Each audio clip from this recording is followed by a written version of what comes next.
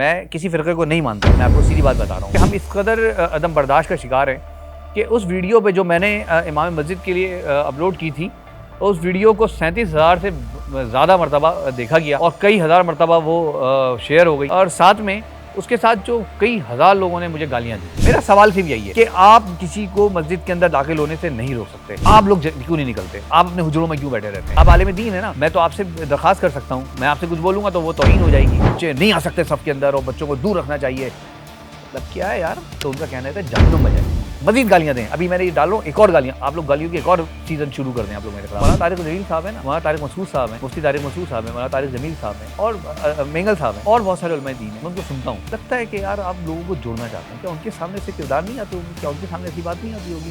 ज़रा निकलें बाहर, सिर्फ गालियाँ मत दें, बाहर निकलें और ज़रा अपने अतराफ़ में देखें कि शेख ज़ैद के इमाम साहब, उनके बारे में जो मुझे मालूम हुआ है वो ये कि बहुत बड़े आलिम दीन है, वो मेंगल साहब के उस्तादों में, तो उससे बढ़कर क्या चीज़ होगी? आप अल्लाह ताला के ज़्यादा करीब हैं। मैं किसी फ़िरक़े को नहीं मानता, मैं आपको सीधी बात बता रहा हूँ।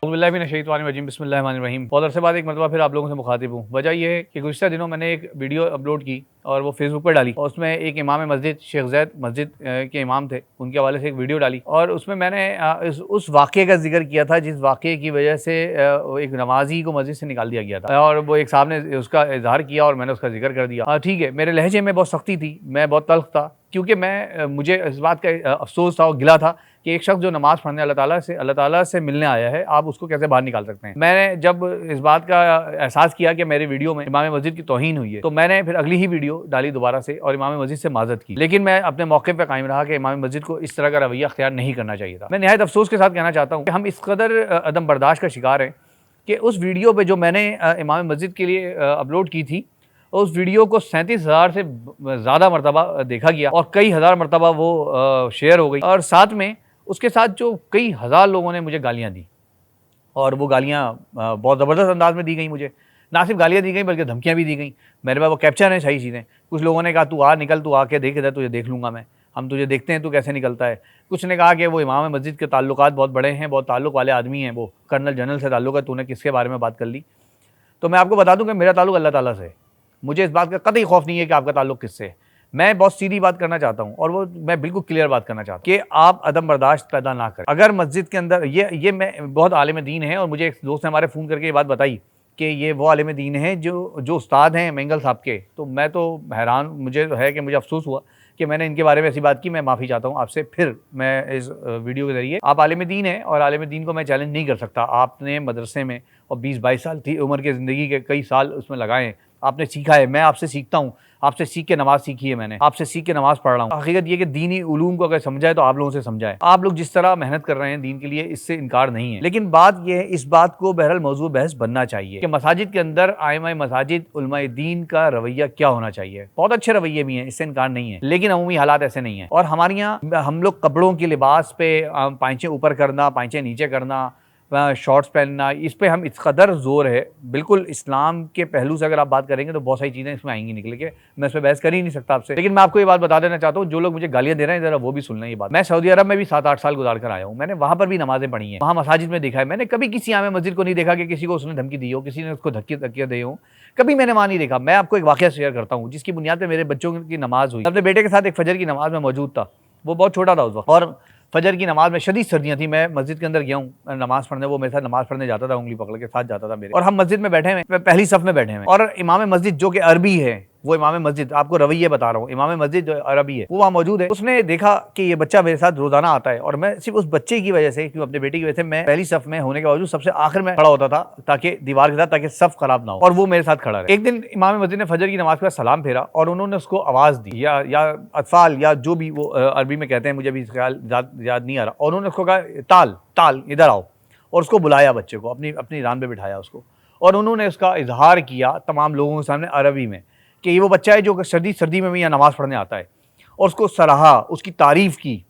उसका नतीजा ये हुआ कि उस बच्चे को मुझे कहना नहीं पड़ता कि तुम नमाज़ पढ़ो, आज मेरे सारे बच्चे नमाज़ पढ़ते हैं। ये है रवैया। मैंने वहाँ पर फुटबॉल खेलते हुए लोगों को, बिल्कुल मस्जिद के सामने मैच होता है, फुटबॉल खेलते, कौन सी लिबास में खेलते हैं फुटबॉल, आप लोग भी जानते होंगे, शॉर्ट्स, वो भी ऊपर घुटने से भी ऊपर होता है। फुटबॉल खेलते हुए लड़कों को देखा मैंने कि जैसी अजान हुई, रेफरी ने आवाज़ लगाई, सीढ़ी बजाई कि अजान हो गई, मैच रुक गया, सब मस्जिद में आ गए, सब ने वजू किया और नमाज पढ़ने खड़े हो गए, सब एक लाइन सब खड़ी हुई है।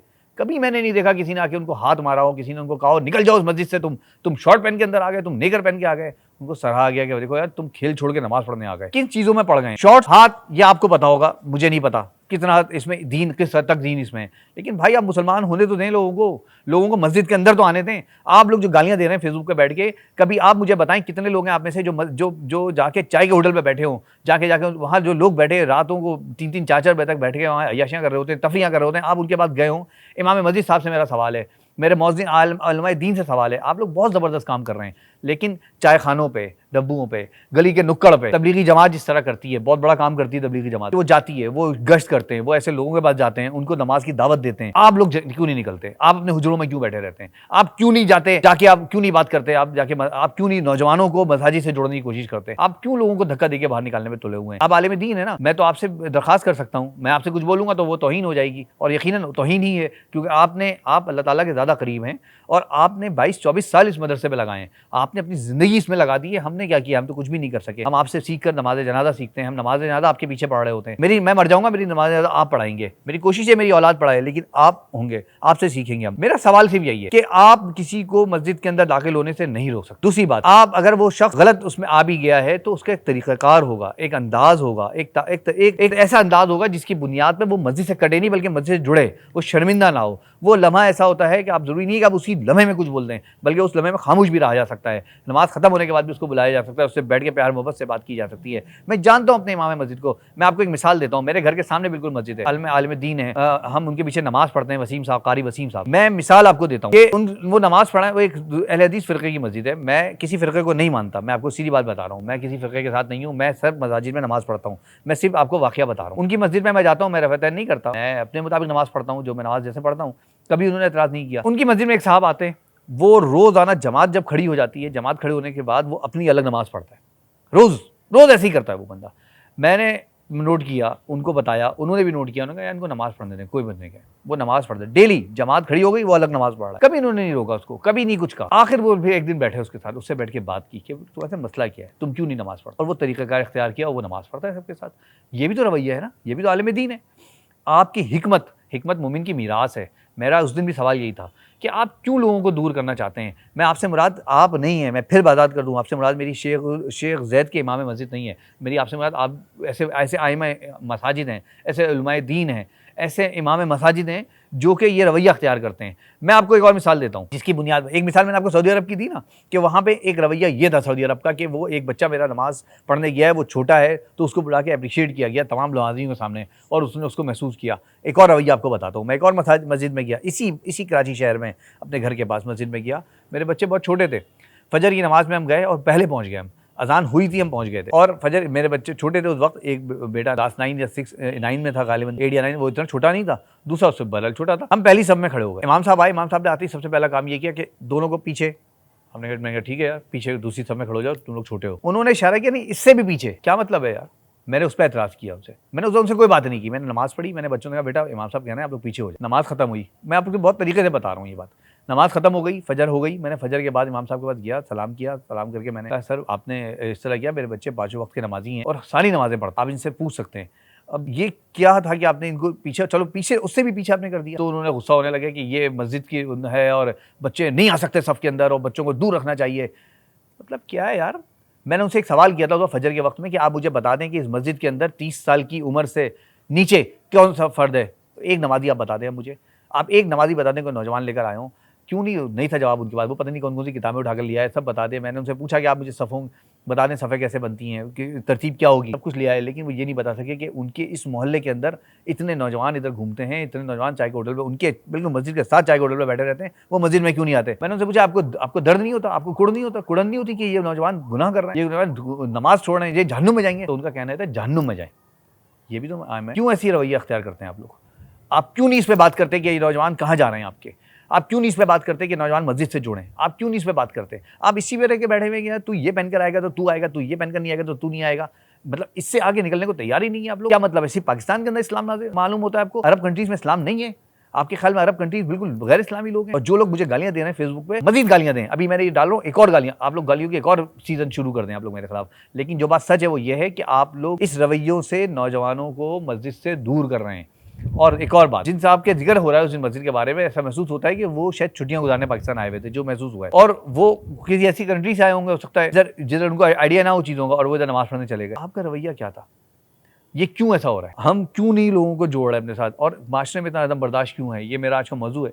इसको मौजू बहस बनाएं। मैं उलमाए दीन से दरख्वास्त करता हूँ, मौलाना तारिक जमील साहब है ना, मौलाना तारिक मसूद साहब हैं, मुफ्ती तारिक मसूद साहब हैं, मौलाना तारिक जमील साहब हैं, और मेंगल साहब हैं, और बहुत सारे उलमाए दीन हैं। मैं उनको सुनता हूँ, लगता है कि यार आप लोगों को जोड़ना चाहते हैं। क्या उनके सामने से किरदार नहीं आते होंगे? क्या उनके सामने ऐसी बात नहीं आती होगी? मैंने तो कभी नहीं सुना कि उन्होंने कह दिया हो कि यार जो बेचारा नेकर पहन के आ गया उस कर दो, रांधे दरगाह कर दो, उसको निकाल के बाहर फेंक दो। ये तो कभी नहीं हुआ। आप क्यों नहीं उन उलमाए दीन को फॉलो करते? आप क्यों करते हैं ऐसी हरकतें कि जिसकी बुनियाद पर लोग मस्जिद से जुड़ने के बाद मस्जिद से बाहर हो जाएं? नमाज की फिक्र क्यों नहीं करते? क्यों नहीं इस बात की तड़प पैदा होती है आपके अंदर कि यार बाहर बैठा हुआ शख्स नमाज नहीं पढ़ रहा? मुझे तो बड़ी कुड़न होती है जब मैं गुजरता हुआ देख रहा होता हूँ कि नौजवान बाहर घूम रहे हैं और नमाज नहीं पढ़ रहे। लिहाजा मेरी आपसे दरखास्त है, और जो लोग गालियाँ दे रहे हैं फेसबुक पे उनसे भी दरखास्त है, ज़रा निकलें बाहर, सिर्फ गालियाँ मत दें, बाहर निकलें और ज़रा अपने अतराफ़ में देखें। आपके भी अपने दोस्त अहबाब होंगे ऐसे जो आपके साथ बैठते होंगे, लेकिन आप जब उठ के नमाज़ पढ़ने जाते होंगे तो नमाज़ पढ़ने नहीं जाते होंगे। आपके दिल में कितना दर्द उठता है उनके बारे में। आप लेकर जाएँ उनको नमाज़ के लिए, आप मस्जिद से जोड़ें, उनके लिबास पे, उनके मामलात पे बाद में बात कीजिएगा। पहले उनको अल्लाह के घर पे लेकर आएँ, उनको सजदा कराएँ, उसके बाद बात कीजिएगा, तब पता चलेगा क्यों लोगों को मस्जिद से दूर करना चाहते हैं। मैं फिर इस बात को कहता हूँ कि ये रवैया गलत है। इस रवैये पे बात होनी चाहिए। इस रवैये को उलमाए दीन ने खुद इस पे बात करनी चाहिए। उनको हम सबको अपनी इस्लाह करनी चाहिए। ये कहाँ की बात हो गई कि अगर वो उलमाए दीन है तो अपनी इस्लाह नहीं करेंगे। और फिर आखिर में ये बात कहता हूँ मैं कि शेख ज़ैद के इमाम साहब, उनके बारे में जो मुझे मालूम हुआ है वो ये कि बहुत बड़े आलिम दीन है वो, मेंगल साहब के उस्तादों में, तो इससे बढ़कर क्या चीज़ होगी। तो मुझे यकीन है कि उनका रवैया ऐसा नहीं होगा जो आप फेसबुक पर बैठ के गालियाँ दे रहे हैं सब लोग मुझे, या जो लोग सोशल मीडिया पर गालियाँ दे रहे हैं, या जो धमकियाँ दे रहे हैं, उनके स्क्रीनशॉट्स है मेरे पास और मैंने उसको संभाल के रखा हुआ है। उनका रवैया बहरहाल ऐसा नहीं होगा। और मैं यकीन से कह रहा हूँ कि वो भी अपने शागिर्दों की, उसमें कुछ एक लोगों ने मुझसे कहा कि हम उनके शागिर्द हैं, तो मैं उनसे भी कहता हूँ अपने शागिर्दों की भी तरबियत करें, उनको बताएं कि तनकीद भी हो सकती है। जब आप पब्लिक प्लेस पे होते हैं ना, जब आप खड़े होते हैं तो आपको तनकीद भी की जा सकती है, और तनकीद होती है तो गालियाँ भी पड़ सकती हैं आपको। तो मुझे गालियाँ पड़ रही हैं, आप लोग दें गालियाँ, और मैं इस बात को सुन रहा हूँ। उम्मीद है कि मेरी इस बात को आप लोग बुरा मानने के बजाय समझेंगे, सोचेंगे, और लोगों को मस्जिद से जोड़ने की कोशिश करेंगे बजाय मस्जिद से तोड़ने के। अल्लाह हाफ़िज़।